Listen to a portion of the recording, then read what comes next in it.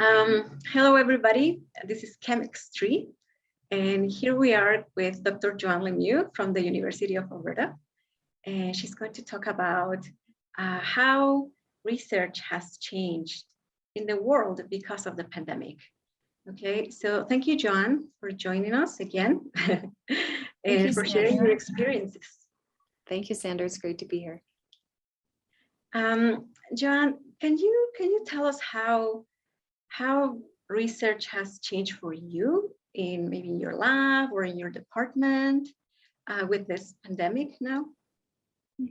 So during the pandemic, while most labs did shut down, our lab, because we work on proteins that are found in the virus, coronavirus, we actually ramped up our work schedule and we were working close to 7 days a week, albeit with a limited number of people. So we didn't have full staff, we had a limited number of people, but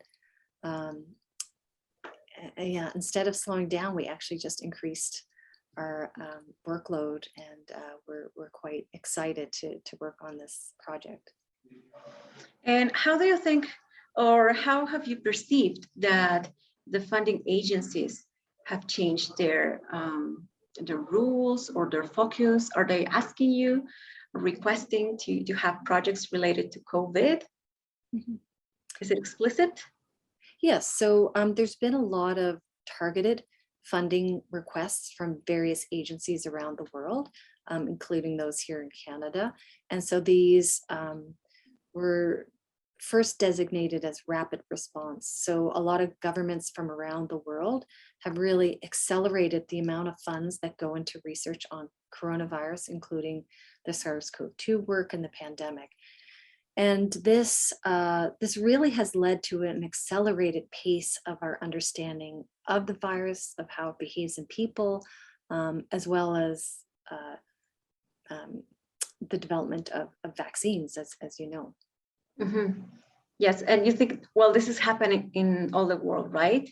Do you collaborate with somebody outside Canada related to the virus? So we have a team here at the University of Alberta that's pretty comprehensive, because there has been a longstanding interest in virology here at the University of Alberta. And so because we all worked very closely together, we were able to publish quickly and efficiently together.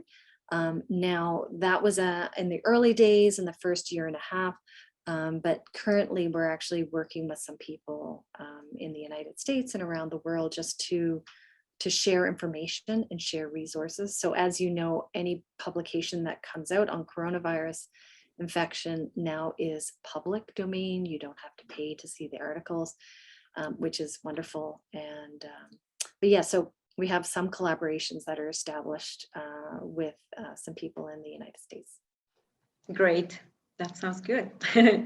So, you know, suddenly science just became the focus of the world, and then scientists too.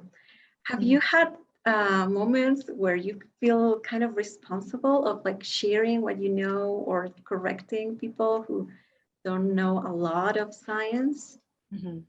You know, I am so excited by the fact that so many people know what a spike protein is. And, you know, they can describe a virus particle, and they know, you know, even what mRNA is and lipoprotein particles. So it's been really nice that so many people have taken a lot of time to do their own research and really get to know what is happening in the pandemic. Of course, it's all around us, and it's in the news, and the news will describe things. And so that's a real benefit of everything that's been happening. So for the first time in my career, I don't always have to explain exactly what I'm doing. People get it right away what I'm working on. So this is quite it's quite nice. You know, along the same veins, a very superficial knowledge sometimes can lead to miscommunication or not fully understanding the complexity. So as you know, it takes close to 5 years to get a PhD, and then most scientists do a postdoctoral fellowship, and then they, you know, work in a lab for years, like me. So there's a lot of history there, and a deep-rooted understanding. And I have used my knowledge to really help more clearly explain things to people. And what's really nice is the majority of people really come and say, can you tell me more about the difference, for example, between the AstraZeneca vaccine, the mRNA vaccines? And it's great as a scientist, and with now their fundamental knowledge of what each component is, what a protein is, and what a virus particle is, that they can understand when I explain it to them. And so this has really helped bridge the gap between a general population, then that basic information that would come from media, including newspapers or television, to what we do as scientists from day to day. And one thing I will say is that usually for scientists, we're always quite a skeptical group. And for scientists to agree on something and to come together and to support something, it really means that there's been a lot of research behind this and there is big support for this. So that in itself, I think, also speaks volumes to how far we've come.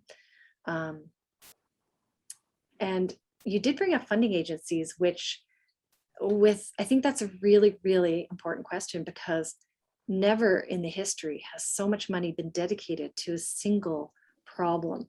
And this is one of the reasons everything has been moving so fast. Right. In the past, I mean, we have other infectious diseases where we have problems, but we don't make strong headway because there isn't a lot of money directed towards that. So I think your question really hits the target, that this has really helped us progress quickly. Right, and I'm glad you mentioned that, because we are, well, as you said, you are progressing very quickly. The vaccines are being developed very quickly, and a lot of the time that some medication takes to get in the market is not only the science, right? All the processing, paperwork, and all these kind of things that have little to do with science. Yes. And now these things are getting really fast because we need it, right? So I like that you said that there is a lot of support, scientific support behind these things, because many people, because of the fast this has been going, they don't believe it's good. They say, oh, they did it so quick, it's not good. So I'm glad you brought that up. I would say true also that this has probably been the best candidate vaccine for a clinical trial, because we are closely monitoring every single reaction and side effect, which typically doesn't happen with every other vaccine that someone would take. I mean, it gets recorded, but not documented on a global scale for percentages. So I would wager that we actually know more about this vaccine than any other one we've had to take in the past, right? But if you have to go to med school, you have to get your hepatitis B vaccine, right? And people just do it. And here everyone's like stopping to question, which they, I think they should, but also, look at the facts together. Yes. And one more thing. Now, are you the focus of attention in like family reunions and reunions with friends, even if it's by Zoom or these things? Are you kind of the star? No, not at all. People don't say, "Oh, John, can you explain this and can you explain that?" Well, I do get a lot of questions about coronavirus. This is true. So, but I also, one of the things that we do know as scientists is that we all know that we don't know it all. And what we know. And, so I know what I work on, and I can explain a lot of things. But yeah, so people usually will ask me extra questions about the pandemic and what do I think is going to happen, and when is this going to be over, and do masks really work, and things like this. So I wouldn't say I'm the focus of attention, but sometimes the focus of the questions tend to go towards like, oh, I can ask Joanne and she will give me some answers, which is true sometimes, right? Yeah. Yeah, I feel like scientists are the new rock stars now. Yeah. We have so much things asked. But sometimes people don't believe, or they believe, but they don't care, but still they ask. Yes, that's true. Okay. Is there something else that you want to add, Joanne? I just maybe I just want to add that I think it's a great time to be a scientist and to be interested in science. And I would imagine